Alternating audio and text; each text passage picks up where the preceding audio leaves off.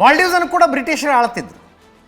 1947ರಲ್ಲಿ ಭಾರತ ಬಿಟ್ಟು ಹೋದ ಬ್ರಿಟಿಷರು 1965ರಲ್ಲಿ ಮಾಲ್ಡೀವ್ಸ್ ಬಿಟ್ಟು ಹೋದರು.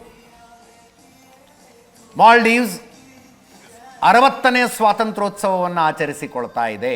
60ನೇ ಸ್ವಾತಂತ್ರ್ಯೋತ್ಸವಕ್ಕೆ ಪ್ರಧಾನಿ ನರೇಂದ್ರ ಮೋದಿ ಮುಖ್ಯ ಅತಿಥಿ. ಒಂದು ಇಸ್ಲಾಮಿಕ್ ದೇಶ ಅದು. ಮೊಹಮ್ಮದ್ ಮುಯಿಜು ಅಲ್ಲಿಯ ಪ್ರಧಾನಿಯ ಹೆಸರು. ಆ ತಿಕ್ಕಾಟ ಇದ್ದೇ ಇತ್ತು. ಅವರ ಕ್ಯಾಂಪೇನ್ ಇದ್ದದ್ದೇ ಇಂಡಿಯಾ ಔಟ್, ಭಾರತದ ಪ್ರಭಾವದಿಂದ ಮಾಲ್ಡೀವ್ಸ್ ಹೊರಗೆ ಬರಬೇಕು ಅಂತ. ಕಾಲಚಕ್ರ ತಿರುಗುತ್ತೆ.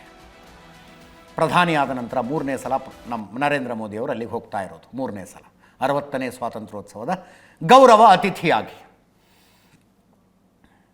ಭಾರತ ಮಾಲ್ಡೀವ್ಸ್ನ ರಾಜತಾಂತ್ರಿಕ ಸಂಬಂಧಕ್ಕೂ 60 ವರ್ಷ ಆಯಿತು. ಅಧಿಕಾರಕ್ಕೇರಿದ್ದೇ ಭಾರತ ವಿರೋಧಿ ಕ್ಯಾಂಪೇನ್ನ ಮೂಲಕ, ಇಂಡಿಯಾ ಔಟ್ ಕ್ಯಾಂಪೇನ್ನ ಮೂಲಕ. ಇಂಡಿಯನ್ ಮಿಲಿಟರಿ ಬೇಸ್ ಇತ್ತಲ್ಲೊಂದು ಮಾಲ್ಡೀವ್ಸ್ನಲ್ಲಿ, ವಾಪಸ್ ಹೊರಡಿ ಅಂತ 2023ರಲ್ಲಿ ವಾಪಸ್ ಕಳಿಸಿತ್ತು.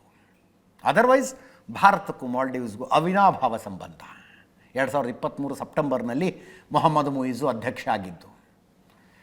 ಇಲ್ಲಿ ತನಕ ಮಾಲ್ಡೀವ್ಸ್ನ ಪ್ರಧಾನಿಯಾದಂಥ ಪ್ರತಿಯೊಬ್ಬರೂ ಕೂಡ ಮೊದಲ ಭೇಟಿಯನ್ನು ಭಾರತಕ್ಕೆ ಕೊಡ್ತಾ ಇದ್ರು. ಸಂಪ್ರದಾಯ